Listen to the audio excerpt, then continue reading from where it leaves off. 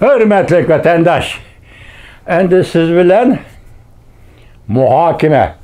Bu muhakeme yani nima deseniz, O'rta Osiyo Samarqand Reis Xi Jinping'in 15. günü kechida tuyuqsiz tikib etganligi, yani shunday deylik Uyg'ur tilida. Tuyuqsiz O'rta Osiyoni tikib etganligi bu qalt gap. Bugun Chislar 2022 yil 9 ayning 18 günü sizga endi buni tushuntirishga vatandoshim ishni qayerdan boshlaymiz deseniz, ishni evvel tahlil qilishdan boshlaymiz. Buning uchun mundaq bir tahlil materialiga diqqat qiling. Bu material nima deseniz, o'tganda biz sizlarga shunday g'ilpalli uchun aytdikki, Reis Xi Jinping o'zini Moskvaga ziyoratga kelanmidi Vladivostokka.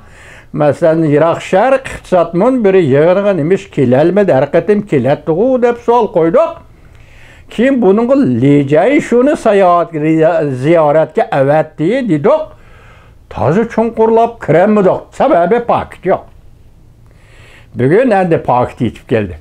Bu pakt nimasi men boshda aytdim-ku, harakat o'zi so'zlayotdi. Bir kim o'tirg'i chiqib so'zlamayotdi. Lekin çoğun davlatlar o'tirisidagi bordi keldi harakatlar o'zi so'zlayotdi. Mana qarab turing-a. 9 ayning 9 kunlari atrofi Lijay shu Rossiya Vladivostokni ziyoratda. 6 kundan keyin Samarqandda prezident Vladimir Putin bilan Reis Xi Jinping uchrashdi. Bugun 18 gün etdiganda Maşan Shinvel dedi ki Rusya Federasyası'nın Tashqi ishlar ministri Sergey Lavrov Washington yoki New Yorkni ziyorat qiladi. Washingtonda rahbarlar bilan ko'rishishi mumkin. Mushunda qo'ydi. Mana vaqtni 3 burjaklik bir tartib ramka sizlarning oldinglarga keldi. Lijay shu Vladivostok, Moskva. Prezident Vladimir Putin, Reis Xi Jinping, O'zbekiston, Samarqand. Endilikda Rossiya Federatsiyasi Tashqi ishlar ministri Sergey Lavrov, New York. 3 burjaklik, mana nima? 3 burjaklik bir şekillik bir vaziyat. Eg'izdagi so'zda emas, harakatda kelayotgan.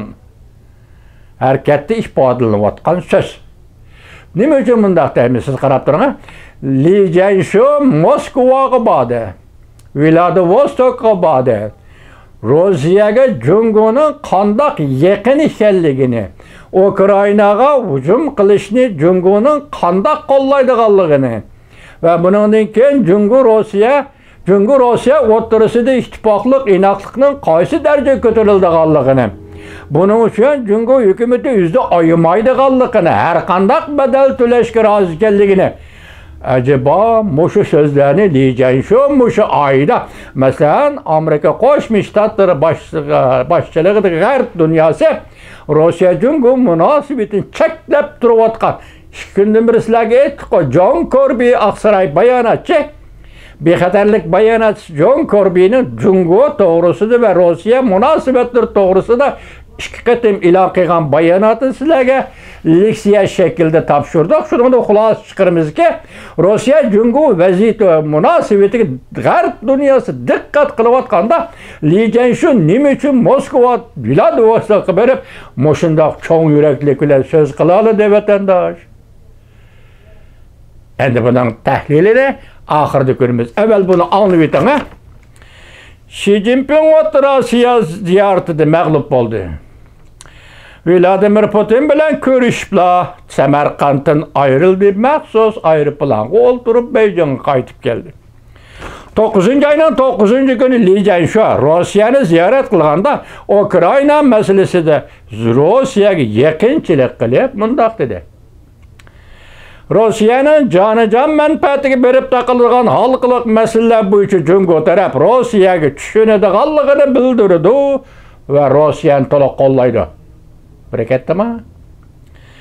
Hozirgi Ukraina masalasining tubki sababi Amerika bilan NATOning bevosita Rossiyaning bo'sog'isiga qistab kelganligidir.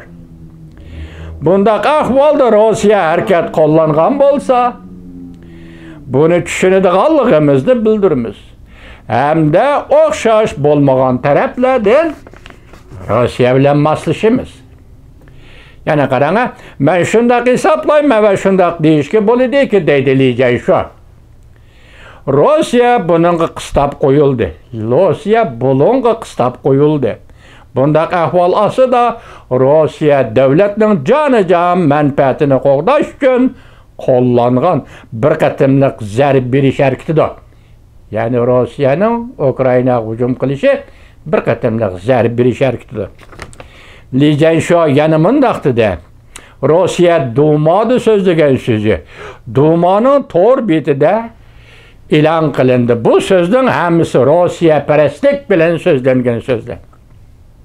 Mundaktı da 9. ayının 9. günü lijen şu. İki devletten Rusya Cumhur'un parlament katılımı da hemkarlaşıp kalmay. Belki emdi siyasi partiyle ara hemkarlış yolu koyuşumuz gerek. Yani siyasi partiyle ara hemkarlış yolu koyuşumuz gerek. Mesela Rusya Federasyonu Prezidenti Vladimir Putin'in partisi nimeti birlik keltiriş, Rusya'nın birlik keltiriş mi önemli şuna bir partiyat. Endi Kompartiya bilen, çünkü Kompartiya bilen Vladimir Putin partiyasının iki partiyanın münasebetini mi yol koyuşumuz gerek, gördünüz mü? Rusya'da her qaysı taraflar bilen koyuq münasebet ornatışken, çünkü Kompartiyası her vakit tayyar. Diyeceğin şu, Duma'nın azaları kapalet berip mundaq dedi.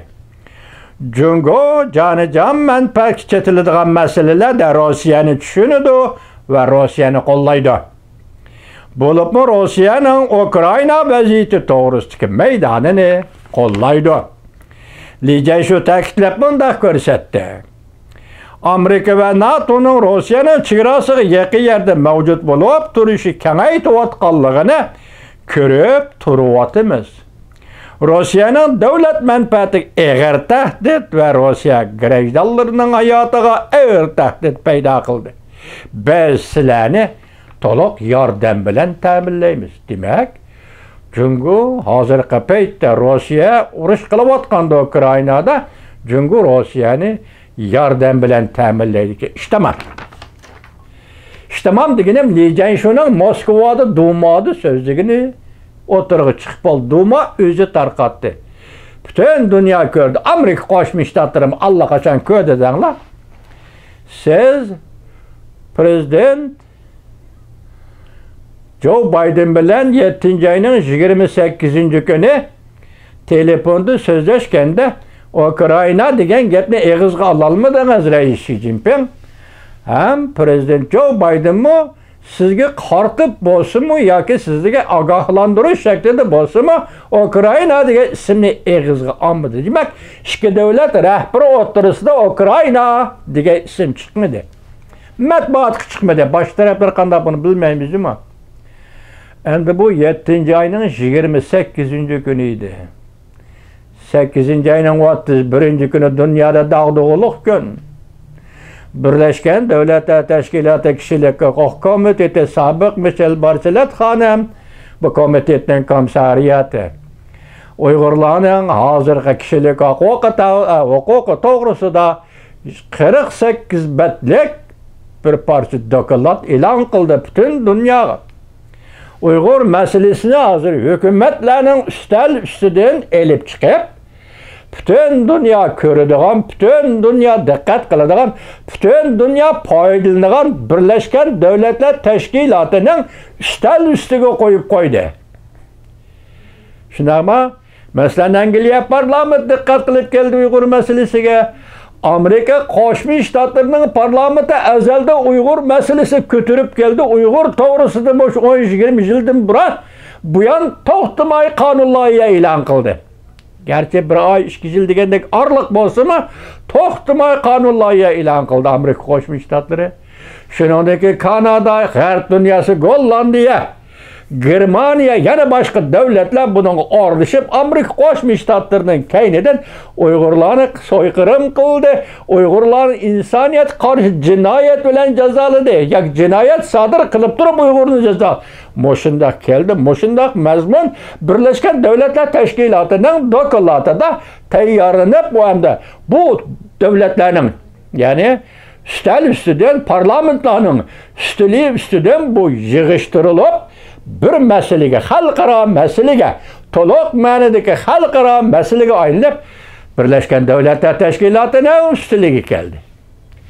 Bu doğruda Vladimir Putin bir nime deyiş gerek mi yok? Esli Vladimir Putin arlaşkan tarihte şuna hazır ifade bildirdiğin ehvalda. Bu doğruda Cungo bir ifade bildirecek gerek mi yok? Bildirdi tanımayımız, hesaplaşmayımız, hemkarlaşmayımız Birleşken Devletler Teşkilatı ile dedik. Ben size yetkizdim. Cungo'nun ifadesi şu. Lakin bu işki cihet yani tarihi cereyanın muayyen baskıcı yani 40. yılla 30. yılla degendek. Bu şu vakti Uygurlar kim idi degen sualga tak cevap çıkmıyor. Lakin eş geldi. Endi ma uzrab ketdim Aleksiya ikinci güyetke cuma. To'xtab turinglar endi.